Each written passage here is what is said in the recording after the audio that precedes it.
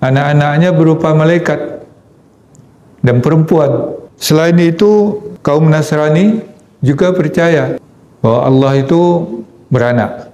Dianggap Nabi Isa yang mereka sebut itu Yesus, anak Allah atau putra dari Allah. Kemudian juga orang-orang Yahudi mengatakan bahwa mereka itu adalah anak-anak Allah dan kekasihnya. Abna'ullah wa ahibba, anak-anak Allah dan kekasihnya. Sampai juga Uzair mereka kira oleh sebagian orang Yahudi sebagai anak Allah, terutama yang di Mekah.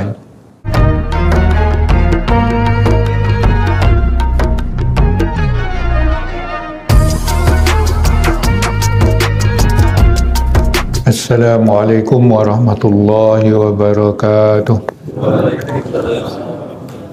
Kita sambung kembali pengajian kita. Sebelumnya mari kita bersalawat kepada baginda Rasulullah Sayyidina Muhammad. Allahumma salli ala Sayyidina Muhammad wa ala ali Sayyidina Muhammad. Allahumma allimna ma yanfa'una wa anfa'na bima 'allamtana. Subhanaka la ilma lana illa ma 'allamtana innaka antal alimul hakim. A'udzu billahi minasyaitonir rajim.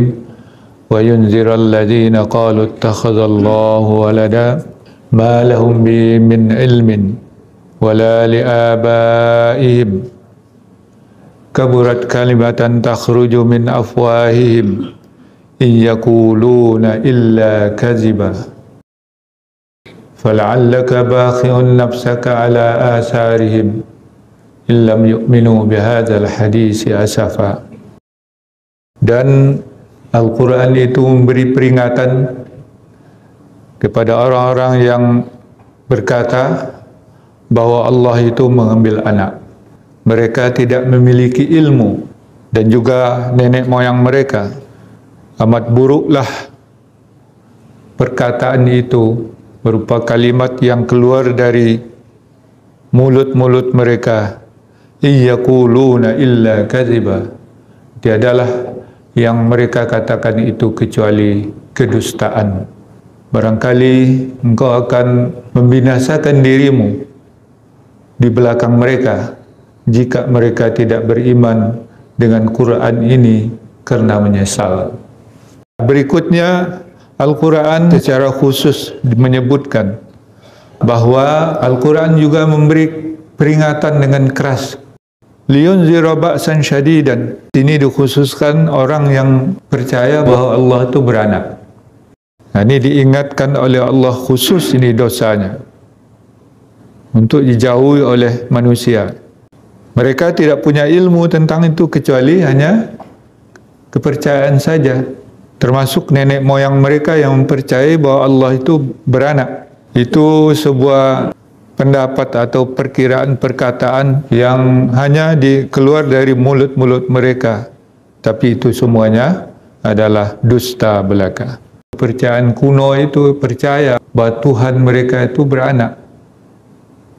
Kaum musyrik Mekah percaya bahwa yang mengatur alam ini, dia beranak. Anak-anaknya berupa malaikat dan perempuan. Selain itu, kaum Nasrani juga percaya bahwa Allah itu beranak. Dianggap Nabi Isa yang mereka sebut itu Yesus itu sebagai anak atau putra dari Allah. Kemudian juga orang-orang Yahudi mengatakan bahwa mereka itu adalah anak-anak Allah dan kekasihnya. Abna'ullah wa ahibba, anak-anak Allah dan kekasihnya. Sampai juga Uzair mereka kira oleh sebagian orang Yahudi sebagai anak Allah, terutama yang di Mekah. Maka ini diingatkan oleh Allah secara khusus supaya kepercayaan seperti itu dihapuskan, dihilangkan. Kemudian Allah mengatakan fala'allaka bakhi'un nafsaka. Dan itulah dakwah Rasulullah SAW menyampaikan Al-Quran untuk memperbaiki kepercayaan atau akidah umat manusia supaya akidahnya lurus dan benar, yaitu akidah tauhid yang diajarkan oleh para nabi, mulai dari Nabi Adam sampai kepada Rasulullah Nabi terakhir sallallahu alaihi wasallam. Tapi apa sebagaimana yang sudah diceritakan, diabadikan dalam surat Al-Isra, mereka menolak semua. Apakah mereka segera percaya? Tidak. Mereka mengingkarinya. Kekufuran mereka menjadi-jadi. Bahkan menantang Rasulullah SAW untuk mendatangkan mukjizat selain Al-Quran itu. Seperti mukjizat para nabi yang terdahulu. Kalau Nabi Musa diberi tongkat, coba yang lebih hebat dari itu mukjizatnya, begitu. Tapi Rasulullah SAW tidak gentar. Rasulullah SAW tetap kukuh dalam dakwahnya. Nah, inilah pujian daripada Allah SWT. Kalau kurang-kurang mental Rasulullah SAW, pasti sudah putus asa, karena mereka tak mau juga beriman. Nah, ini pada hakikatnya ini adalah penguat dan pujian kepada Rasulullah SAW. Barangkali kalau mental engkau, hai Muhammad, tidak kuat, engkau sudah bunuh diri. Karena reaksi kaum musyrik yang begitu dahsyat, ya, sampai-sampai ingin mengambil nyawa beliau Rasulullah SAW. Barangkali engkau akan sudah bunuh diri, gitu, kira-kira gitu. Bakhi'un nafsaka. Itu biasa digunakan kepada orang-orang yang bunuh diri karena putus asa atau marah. Alhamdulillah, Rasulullah SAW tetap istiqomah dia untuk menunjuki umat walaupun dalam ancamannya amat berat. Nah, inilah yang diingatkan kepada kita supaya kita juga bisa mengikuti jejak beliau. Istiqomah kita, ya, tidak mudah putus asa atas kegagalan yang kita alami.